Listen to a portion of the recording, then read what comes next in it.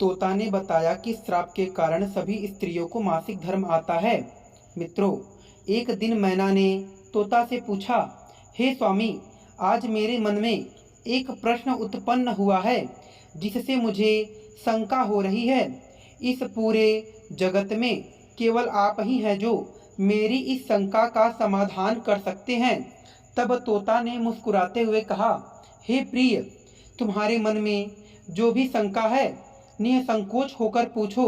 मैं अवश्य ही तुम्हारे सभी प्रश्नों का उत्तर दूंगा और तुम्हारी शंकाओं का समाधान करूंगा। फिर मैना ने बोला, हे स्वामी, मेरे मन में दो प्रश्न हैं। पहला प्रश्न, वह कौन सा श्राप है जिसके कारण स्त्रियों को मासिक धर्म की पीड़ा सहनी पड़ती है, और दूसरा, मासिक धर्म के दौरान स्त्रियों को कौन से कार्य नहीं करने चाहिए ताकि वे किसी भी पाप से बच सकें। तोता गंभीरता से बोला, हे प्रिय, तुमने बहुत ही महत्वपूर्ण प्रश्न पूछ लिया है जो न केवल तुम्हारे लिए बल्कि संपूर्ण मानव जाति के लिए कल्याणकारी सिद्ध होगा। तुम्हारे इन प्रश्नों का उत्तर मैं एक कथा के माध्यम से दूंगा। यह कथा वैष्णव नामक एक व्यक्ति के जीवन में घटित घटनाओं पर आधारित है। इस कथा को सुनने से तुम्हारे सभी प्रश्नों का उत्तर मिल जाएगा। यह कथा अत्यंत महत्वपूर्ण है। इसका श्रवण करने से सभी मनुष्य के पाप नष्ट हो जाते हैं। इसलिए जो भी मनुष्य गृहस्थ जीवन में हैं वे इस कथा को ध्यान पूर्वक सुने। इससे उन्हें सुख और सौभाग्य की प्राप्ति होगी। और अब तोता इस कथा को सुनाना प्रारंभ करता है। प्राचीन काल की बात है। मध्य प्रदेश में एक अत्यंत सुंदर और प्रतिष्ठित नगरी थी। उसी नगरी में श्याम नामक एक विद्वान ब्राह्मण निवास करता था। श्याम को सभी वेदों और शास्त्रों का गहरा ज्ञान था। वह तेजस्वी, बुद्धिमान, गुणवान और धर्मनिष्ठ व्यक्ति था जो हर दिन यज्ञ करता और संध्या उपासना में लीन रहता था। उसकी धार्मिकता और विद्वता के कारण नगरी के सभी लोग उसका आदर करते थे। श्याम के पास पर्याप्त संपत्ति, पशु, पुत्र और परिवार था जिससे उसका जीवन सुखमय बीत रहा था। उसकी पत्नी दमयंती भी अत्यंत गुणवान, चरित्रवान और पतिव्रता स्त्री थी जो अपने धर्म का पालन पूरी निष्ठा से करती थी। एक दिन श्याम और दमयंती ने मिलकर अपने घर में सत्यनारायण भगवान की पूजा का आयोजन किया। उसने नगर के सभी ब्राह्मणों और अन्य निवासियों को स्वयं जाकर आमंत्रित किया। दमयंती ने अपने घर में अनेक प्रकार के भोजन भी बनाए और सभी को भोजन के लिए निमंत्रित किया। पूजा के दिन सभी ब्राह्मण श्याम के घर आए। श्याम ने विधि पूर्वक ब्राह्मणों के द्वारा पूजा करवाई और उनका बड़े प्रेम और आदर से सत्कार किया। इसके बाद श्याम ने ब्राह्मणों को घर के अंदर बुलाया, उन्हें आसन देकर प्रेम पूर्वक भोजन कराया। भोजन के पश्चात श्याम ने भगवान का स्मरण करते हुए सभी आमंत्रित अतिथियों को वस्त्र और अन्य उपहार देकर सम्मानित किया और उन्हें विदा किया। ब्राह्मणों ने श्याम को आशीर्वाद दिया और वहां से प्रस्थान किया। इसके बाद श्याम ने अपने मित्रों, परिवार के सदस्यों और नगर के अन्य भूखे लोगों को भी भोजन कराया। जब सभी लोग भोजन कर विदा हो गए तो श्याम अपने घर के द्वार पर आया। वहां उसने देखा कि एक कुत्ता और एक सुअरनी आपस में कुछ बातें कर रहे थे। श्याम को यह दृश्य देखकर बड़ा आश्चर्य हुआ। उसने उनकी बातचीत ध्यान से सुनी तो उसे ज्ञात हुआ कि ये कुत्ता और सुअरनी उसके ही माता पिता हैं जो पिछले जन्म के पापों के कारण इस जन्म में पशु बन गए हैं। यह जानकर श्याम स्तब्ध रह गया।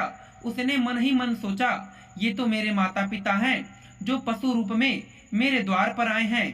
भगवान ने किस पाप के कारण इन्हें यह जीवन दिया है। श्याम सोचने लगा कि अब वह अपने माता पिता के उद्धार के लिए क्या कर सकता है। इस प्रकार विचार करते हुए श्याम को रात भर नींद नहीं आई और वह रात भर भगवान का स्मरण करते हुए वह सोच विचार करने लगा। फिर उसने सोचा कि मैं अपने माता पिता की मुक्ति के लिए क्या करूं। तब उसे याद आया कि मेरे माता पिता की आत्मा की मुक्ति का उपाय केवल मुनि वशिष्ठ जी ही बता सकते हैं। फिर सुबह होते ही श्याम ने स्नान आदि कार्य संपन्न करके मुनि वशिष्ठ जी से मिलने के लिए उनके आश्रम पर जा पहुंचा, जिससे आश्रम के अंदर प्रवेश करते ही मुनि वशिष्ठ जी ने श्याम का स्वागत किया और वशिष्ठ जी श्याम से कहने लगे, हे ब्राह्मण श्रेष्ठ, आप आज किस कारण से हमारे आश्रम में पधारे हैं। आप बड़े ही दुखी दिख रहे हैं, आपके दुख का कारण क्या है।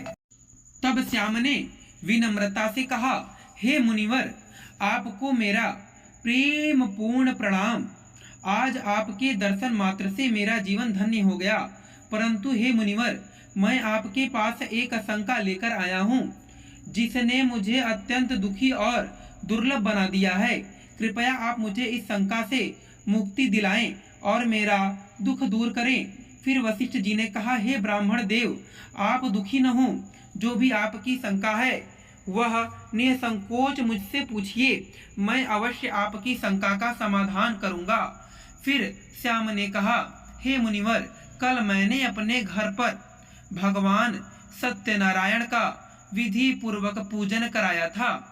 अनेक ब्राह्मणों और भूखे लोगों को भोजन कराया। फिर जब मैं अपने मेहमानों को विदा करने के लिए द्वार पर आया तो मैंने देखा कि मेरे घर के सामने एक कुत्ता और एक सुवर्णी खड़े होकर बात कर रहे थे। कुत्ता उस सुवर्णी से कह रहा था, देखो आज हमारे पुत्र के घर कैसी घटना घटी। ब्राह्मण के भोजन के लिए जो दूध रखा गया था उसमें एक सांप ने अपना विष उगल दिया था।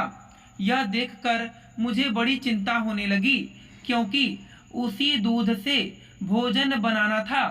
अगर वह विषैला दूध किसी के भोजन में चला जाता तो सभी की मृत्यु हो जाती। इसलिए मैंने वह सारा दूध पी लिया। लेकिन जब मेरी बहू ने मुझे देखा तो उसने मुझे डंडे से पीटा और मेरा शरीर घायल कर दिया।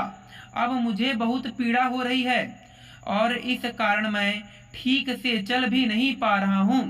कुत्ते की बात सुनकर सुवर्णी भी बहुत दुखी हो गई और बोली, हे प्रिय, अब मैं तुम्हें अपने दुख का कारण बताती हूँ। मैं इस ब्राह्मण के पूर्व जन्म में माता थी। आज इस ब्राह्मण ने भी लोगों को भोजन कराया, लेकिन मेरे सामने उसने घास तक नहीं डाली और न ही मुझे जल पिलाया। मैं बहुत पीड़ा में हूँ मित्रों। फिर श्याम आगे कहता है, मैंने हमेशा धर्म के कार्य किए हैं और कभी कोई पाप नहीं किया, फिर भी मेरे माता पिता को ऐसे कष्ट झेलने पड़ रहे हैं। हे मुनिवर, मुझे रात भर नींद नहीं आई। मेरे माता पिता अब एक कुत्ता और एक सुवर्णी के रूप में जन्मे हैं और यह देखकर मेरा हृदय दुख से भर गया है। फिर मुनि वशिष्ठ ने अपनी दिव्य दृष्टि से उनके माता पिता के पूर्व जन्म के कर्मों का ध्यान किया और श्याम को बताया, हे ब्राह्मण, तुम्हारे माता पिता ने पूर्व जन्म में पाप किए थे, जिसके कारण उन्हें इस जन्म में यह कष्ट सहना पड़ रहा है। तुम्हारे पिता ने एक दिन एकादशी का व्रत रखा था, लेकिन वह उसका पालन नहीं कर सके और भोजन कर लिया। उन्होंने दान धर्म भी नहीं किया और अपने द्वार पर आए कुत्तों को कभी भोजन नहीं दिया। इसके अलावा उन्होंने पितरों का श्राद्ध भी विधि पूर्वक नहीं किया। साथ ही मासिक धर्म के दौरान उन्होंने तुम्हारी माता के साथ संबंध बनाए और इस पाप के कारण उन्हें इस जन्म में कुत्ते का जन्म मिला। अब सुनो, तुम्हारी माता ने मासिक धर्म के दौरान भोजन बनाया, भगवान की पूजा की, तुलसी को जल चढ़ाया और भोग लगाया। इस कारण उन्हें महापाप का सामना करना पड़ा। मासिक धर्म के समय स्त्री को पूजा पाठ, सत्संग और भगवान के कार्यों से दूर रहना चाहिए। इन दिनों में पेड़ पौधों को स्पर्श नहीं करना चाहिए और बाल भी नहीं धोने चाहिए। इन नियमों के उल्लंघन के कारण तुम्हारी माता को यह दुर्दशा सहनी पड़ रही है।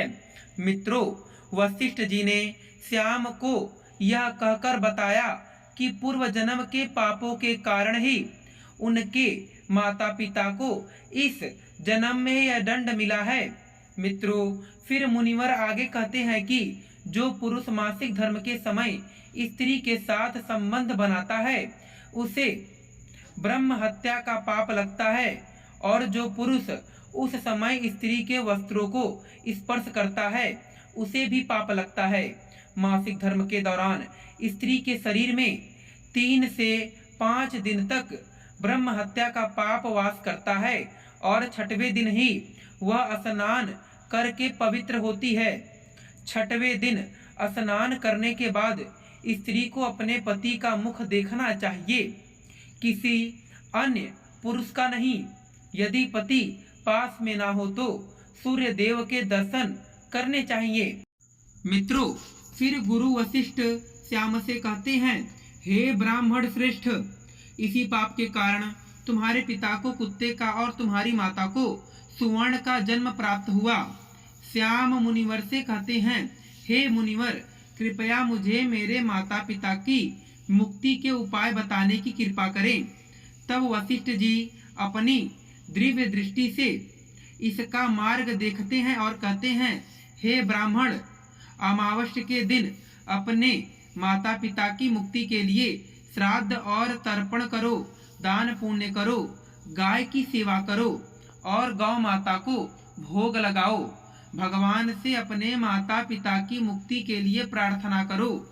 श्याम वशिष्ठ जी के कहे अनुसार करता है और उसके माता पिता को समस्त पापों से मुक्ति मिलती है।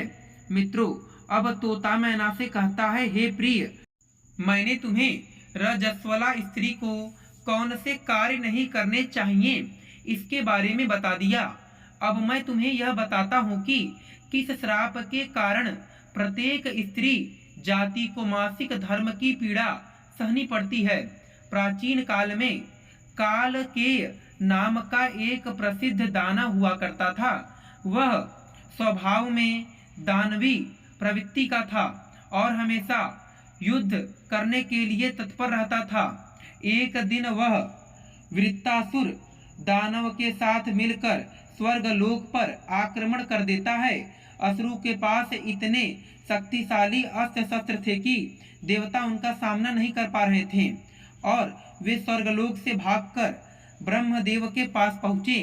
तब ब्रह्मदेव ने उन्हें असुरों को परास्त करने का उपाय बताते हुए कहा, हे इंद्र, महर्षि दधीच के पास जाओ, वे अपने शरीर की हड्डियों से तुम्हें अस्त्र प्रदान करेंगे। देवता महर्षि दधीच के पास जाते हैं और उनसे अस्त्र प्रदान करने की प्रार्थना करते हैं। संसार के कल्याण के लिए महर्षि दधीच अपने शरीर की हड्डियों से अस्त्र का निर्माण करते हैं। उनमें से एक वज्र का नाम अस्त्र होता है, जिसे देवराज इंद्र धारण कर लेते हैं और दानवों से युद्ध करने के लिए निकल पड़ते हैं। युद्ध में देवराज इंद्र और वृत्तासुर आमने सामने होते हैं। देवराज इंद्र अपने वज्र का प्रहार करके वृत्तासुर का वध कर देते हैं, जिससे वृत्तासुर के शरीर से ब्रह्म हत्या निकलती है और इंद्र का पीछा करती है। अंततः वह इंद्र के शरीर में प्रवेश कर जाती है और इंद्र को ब्रह्म हत्या का पाप लगता है। फिर इंद्र ब्रह्मदेव के पास जाते हैं और उनसे इस पाप से छुटकारा पाने का उपाय पूछते हैं। फिर ब्रह्मदेव उस ब्रह्म हत्या को इंद्र के शरीर से बाहर निकलने की आज्ञा देते हैं। उसके बाद ब्रह्म हत्या ब्रह्मदेव से निवेदन करती है कि उसे उचित स्थान दिया जाए। तब ब्रह्मदेव ब्रह्म हत्या के 4 भाग कर देते हैं और कहते हैं कि इसका 1/4 भाग अग्नि के भीतर रहेगा। जो मनुष्य अग्नि को आहुति नहीं देगा वह उसके शरीर में प्रवेश कर जाएगी, दूसरा भाग जल में रहेगा। जो भी जल में थूकेगा या जल में मल मूत्र त्याग करेगा उसे ब्रह्म हत्या का पाप लगेगा। तीसरा भाग पेड़ पौधे और वृक्षों में रहेगा। जो अकारण वृक्षों को काटेगा उसे भी पाप लगेगा। फिर ब्रह्मदेव ने अप्सराओं को बुलाया और उनसे कहा, हे अप्सराओं, इस ब्रह्म हत्या का 1/4 भाग तुम ग्रहण करो। तब अप्सराओं ने कहा, हे प्रभु, आपकी आज्ञा है तो हम इसे ग्रहण करेंगे, किंतु हमें इससे मुक्ति का कोई उपाय बताइए। तब ब्रह्मदेव ने कहा, हे अप्सराओं, जो भी पुरुष मासिक धर्म के दौरान किसी स्त्री के साथ संबंध बनाएगा उसके भीतर ब्रह्म हत्या का पाप प्रवेश कर जाएगा। इस प्रकार ब्रह्म हत्या 4 भागों में विभाजित हो गई। एक भाग अग्नि में, दूसरा भाग जल में, तीसरा भाग वृक्षों में और चौथा स्त्रियों के भीतर प्रवेश कर गया। इसी कारण से स्त्रियों को मासिक धर्म होता है। जो भी पुरुष इस दौरान स्त्रियों को स्पर्श करता है या उनके साथ संबंध बनाता है उसे ब्रह्म हत्या का पाप लगता है। मित्रों, अब तोता कहता है, हे प्रिय, इस प्रकार मैंने आपको यह कथा सुनाई कि स्त्रियों को मासिक धर्म क्यों होता है और इस दौरान उन्हें कौन से कार्य नहीं करने चाहिए। तब मैना कहती है, हे स्वामी, आज आपने मुझे बहुत महत्वपूर्ण ज्ञान दिया है। जो भी स्त्री मासिक धर्म के दौरान पूजा पाठ करती है या पति के साथ संबंध करती है उसके घर में माता लक्ष्मी का प्रवेश नहीं होता। मित्रों, यही कारण है कि मासिक धर्म के दौरान स्त्रियों को छूना पाप माना गया है और इस अवधि में उन्हें विशेष कार्यों से बचना चाहिए। तो मित्रों, मैं आशा करता हूँ कि आपको यह जानकारी अच्छी लगी होगी। यदि आपको यह जानकारी अच्छी लगी तो हमारी वीडियो को एक लाइक करें, चैनल को सब्सक्राइब करें। फिर मिलेंगे आपसे अगले वीडियो में। आप सभी का धन्यवाद।